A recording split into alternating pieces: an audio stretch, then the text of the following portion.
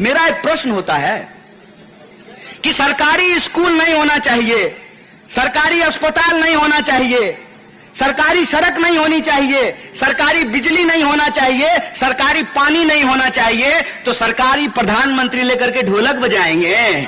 आज एक नारा लगाया जाता है, कहा जाता है राज तिलक की करो तैयारी। अरे डेमोक्रेसी में राज तिलक कब से होने लगा रे? फौज में कोई मंत्री का बेटा फौज में जाता है, कोई चीफ मिनिस्टर का बेटा फौज में जाता है। कौन जाता है फौज में? फौज में जाता है किसान का बच्चा, शेतकरी का बच्चा, फौज में जाता है मजदूर का बच्चा, फौज में जाता है दुकानदार का बच्चा। इस देश के जो साधारण नागरिक हैं उनका बच्चा जाता है फौज का नौकरी करने के लिए और गृह मंत्री का बेटा बनता है बीसीसीआई का सेक्रेटरी। यह है हकीकत, और यह हकीकत हम देख न सकें इसीलिए हमारे साथ एक बहुत बड़ा खेल किया जाता है। और यह खेल हिंदुस्तान के इतिहास में, भारत के इतिहास में भारत की आवाम के साथ पहली बार नहीं खेला जा रहा है। हमारे ऊपर अंग्रेजों की गुलामी थी, 200 साल की गुलामी थी। और अंग्रेज क्या करते थे? अंग्रेज भारत की आवाम को आपस में लड़ाते थे। आप इतिहास उठा करके देख लीजिए, मंदिरों में मांस फिकवा करके, मस्जिदों में मांस फिकवा करके हिंदू मुसलमान किया जाता था, हिंदुस्तान की आवाम को लड़ाया जाता था और भारत का कोयला लूट करके, भारत का कपास लूट करके, भारत का नील लूट करके, भारत का सोना लूट करके, भारत का हीरा लूट करके मैनचेस्टर पहुंचाया जाता था, ब्रिटेन ले जाया जाता था। आज फिर हमारे साथ यह खेल खेला जा रहा है। टीवी आपका, रिचार्ज आपका, घर आपका, देखने वाले आप, लेकिन आपका चेहरा उसमें नहीं दिखेगा, आपका मुद्दा उसमें नहीं दिखेगा। आप अपनी टीवी खोल लीजिए, आप अपना टीवी खोल लीजिए, अपना रेडियो खोल लीजिए, अपना मोबाइल खोल लीजिए, दिन भर देखिए और बताइए कि 24 घंटे में कितनी बार आपके रोजी रोजगार की बात हो रही है। इसको कहते हैं कि जो लोग अंग्रेजों के खिलाफ लड़े, संघर्ष किए, अपनी जान कुर्बान की, देश को आजादी दिलाया, कि आजाद देश में आजाद ख्याल के लोग पैदा होंगे। उस आजाद ख्याल को खत्म करने के लिए, उस आजाद ख्याल को गुलामी की मानसिकता में बदलने के लिए एक बहुत बड़ा खेल हमारे साथ खेला जा रहा है। खेल क्या है? खेल यह है कि जैसे अंग्रेज करते थे, फूट डालो और राज करो, डिवाइड एंड रूल, उसी तरीके से अंग्रेजों के साथ चाय पर चर्चा करने वाले, विक्टोरिया माता की जय बोलने वाले आजकल भारत माता की जय बोल करके डिवाइड एंड रूल की जगह डाइवर्ट एंड रूल कर रहे हैं। डाइवर्ट एंड रूल कर रहे हैं। ये डाइवर्ट एंड रूल क्या होता है? ये डाइवर्ट एंड रूल हाथ की कलाबाजी होती है, जवान की चापलूसी होती है और आपका आंख बंद, गिली गिली पम छू, डब्बा गायब। एक विचार आप लोग कीजिए, और खास करके वर्धा के लोगों को यह विचार करना चाहिए कि गांधी जी दिल्ली छोड़कर, गुजरात छोड़कर वर्धा आ गए और आश्रम बनाया देश की आवाम के लिए, देश की आजादी के लिए। आजकल एक नई परंपरा शुरू हुई है। भगवान बुद्ध होने से पहले सिद्धार्थ थे, सिद्धार्थ। और सिद्धार्थ की जब राज तिलक होने वाली थी तो राज तिलक छोड़ करके सिद्धार्थ संन्यास धर्म को ग्रहण कर लिए और सिद्धार्थ से बुद्ध बन गए। आजकल नए किस्म के सन्यासी पैदा हो रहे हैं साहब। ये लोग हमारी संस्कृति का, हमारे इतिहास का, हमारी परंपरा का, हमारी पहचान का मजाक उड़ा रहे हैं। मजाक कैसे उड़ा रहे हैं मैं आपको बताता हूं। आज एक नारा लगाया जाता है, कहा जाता है राज तिलक की करो तैयारी। अरे डेमोक्रेसी में राज तिलक कब से होने लगा रे? ये तो लोकतंत्र है ना। लोकतंत्र में राजा पैदा होता है कि सेवक पैदा होता है? सेवक का राज तिलक होता है। मैं आपको याद दिलाता हूं, छत्रपति शिवाजी महाराज का भी राज तिलक करने से कुछ लोगों ने मना कर दिया था। इसीलिए उनको लोकनायक कहा जाता है, उनको क्रांतिवीर कहा जाता है। डेमोक्रेसी में, लोकतंत्र में, हमारे संविधान की व्यवस्था में डॉक्टर बाबा साहब भीमराव अंबेडकर ने यह सुनिश्चित किया है कि रोहित भाई का भी वोट एक होगा और आप सब लोग जो नीचे बैठे हुए हैं ना, आपका भी वोट एक होगा। यह हमारे संविधान की ताकत है। यह हमारे संविधान की ताकत है कि रानी के पेट से राजा पैदा नहीं होगा, राजा का बेटा राजा नहीं बनेगा। यह इस जमहूरियत की ताकत है। और इस जमहूरियत की ताकत की भाषा बदली जा रही है, इसकी तस्वीर बदली जा रही है, इसकी तकदीर बदलने की कोशिश की जा रही है। कैसे? हमारे आपके आंख में झूठ झोंक करके। और यह झूठ झोंका कैसे जाता है? एक छोटी सी कहानी मैं आपको सुना देता हूं। मेरी दादी अक्सर कहा करती थी कि बेटा तालाब की तरफ मत जाना, उधर जो पीपल का पेड़ है उस पे भूत रहता है। मैं सुनता रहा। मैंने एक दिन दादी से पूछा, दादी भूत देखी हो? बोली नहीं। तुमको कौन बताया? तो दादी बोली कि मेरी सास ने बताया कि उस पीपल के पेड़ पे भूत रहता है। हमने कहा तुम देखी कभी नहीं? बोली नहीं, हम कभी नहीं देखे कि उस पे भूत रहता है। तो हम बोले कि हम आज जाकर के देख लें कि भूत है कि नहीं है। तो दादी बोली पागल हो, जो गया है सो लौट कर नहीं आया है। हमने कहा कौन गया है? बोली ये तो हमको याद नहीं है कि कौन गया है। मैं सोचता रहा, बचपन बीत गया। जब जवान हुआ तो मैं गया तालाब की तरफ, उस पीपल के पेड़ को देखने के लिए। ना तालाब बचा था, ना पेड़ बचा था, बस भूत की याद बची थी। इस बात से मैं आपको यह कहना चाहता हूं कि आप देखिए कि आज दिन भर टीवी हमारे साथ साजिश क्या रचता है।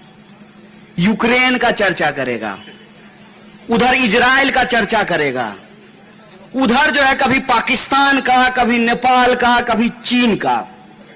यह नहीं बताएगा कि ये बगल में जो केंद्रीय वर्धा विश्वविद्यालय है ना, हिंदी विश्वविद्यालय, उसमें टीचर कितने हैं, उसमें लाइब्रेरी है कि नहीं है, उसमें पढ़ाई होती है कि नहीं होती है।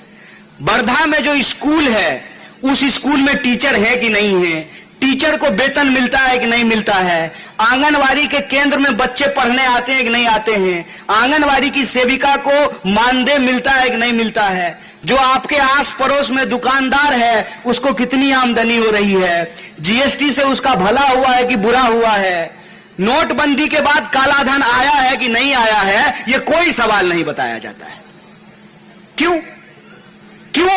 क्योंकि यह कहानी ऐसी है ना कि हम दिन भर इस कहानी में उलझे रहेंगे और असली सवाल जो है हम कभी पूछेंगे ही नहीं।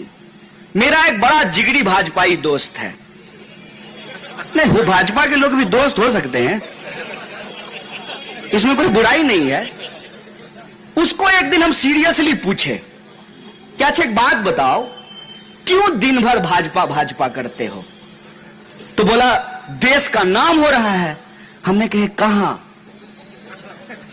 कोई आंकड़ा तो दो। तो बोला नहीं, मोदी जी के नेतृत्व में देश तरक्की कर रहा है। हम बोले कैसे, ये बताओ तो हमको, हम भी मोदी मोदी करना शुरू कर देंगे। समझा तो दो कि हमको तरक्की हो कैसे रहा है। कहा कि हम जो है चांद पे चले गए। तो हम बोले मोदी जी चले गए। जो लोग ये कहते हैं कि बिल्ली का रास्ता काटना अशुभ होता है, उनकी सोच से थोड़ी चांद पे पहुंचे हैं, उस सोच से चांद पे नहीं पहुंचे हैं। चांद पे इस सोच से पहुंचे हैं कि हम सत्य की खोज करेंगे। और सत्य क्या है आज हमारा?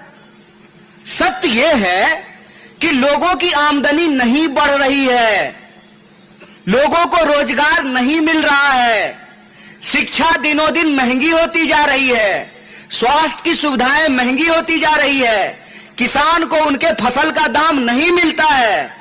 कोई किसान अपने बच्चे को किसान नहीं बनाना चाहता है। पीएम अपने बेटा को पीएम बनाना चाहता है, डीएम अपने बेटा को डीएम बनाना चाहता है, डॉक्टर अपने बच्चा को डॉक्टर बनाना चाहता है, एमएलए अपने बच्चा को एमएलए बनाना चाहता है, लेकिन कोई किसान अपने बच्चे को किसान नहीं बनाना चाहता है। बोलिए सच है कि नहीं है? क्यों क्यों ऐसा होता है? ऐसा इसलिए होता है कि इस देश में आंकड़ा यह कहता है कि अगर आप किसानी करेंगे तो आपको आत्महत्या करनी पड़ेगी। अपने ही खेत में, अपनी ही पेड़ पे लटक करके आपको अपनी जान गंवानी पड़ेगी। आंकड़ा कहता है, मैं आपको देश का आंकड़ा देता हूं। इस देश में 1 घंटा से कम समय में सिनेमा भी 3 घंटे का होता है, क्रिकेट मैच भी 5-6 घंटा चलता है। आप गर्लफ्रेंड से बतियाइएगा क्या साहब, तब भी आप 1 घंटा ज्यादा बतिया लीजिएगा। और 1 घंटे से कम समय में, घड़ी देख लीजिए अपना, जब से यह सभा चलनी शुरू हुई है अब तक इस देश के किसी न किसी कोने में कोई ना कोई नौजवान अपनी जान ले चुका होगा। यह हमारा आंकड़ा नहीं है, सरकार का आंकड़ा है, एनसीआरबी का आंकड़ा है कि इस देश में रोज कम से कम 25 नौजवान आत्महत्या करते हैं रोज।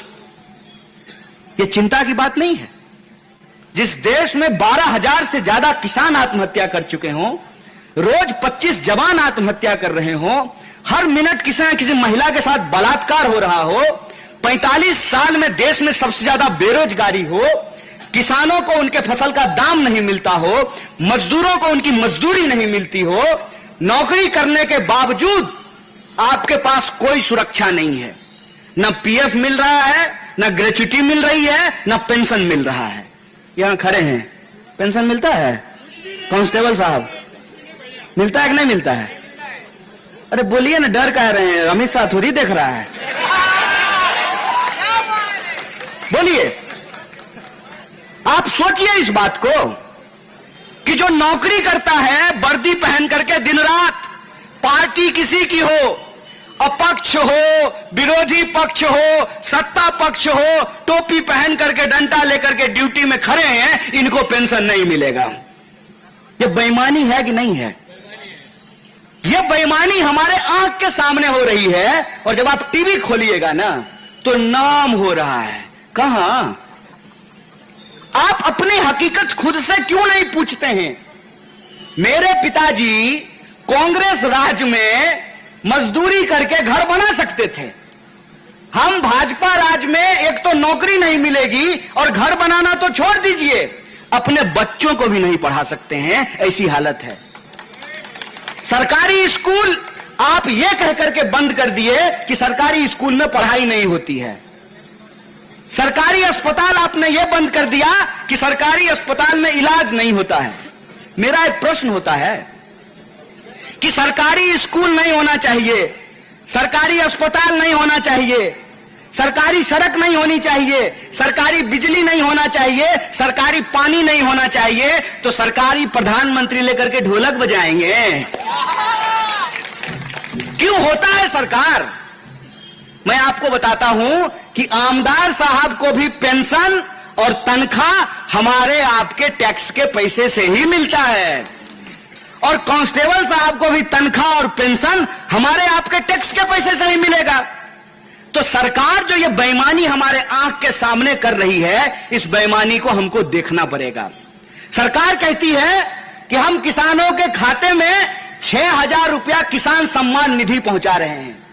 मैं आपको आंकड़ा देता हूं, पिछले लगातार कई महीनों से सरकार ने जो किसानों को, शेतकरियों को किसान सम्मान निधि दिया है, उसमें दिया है 2,60,000 करोड़।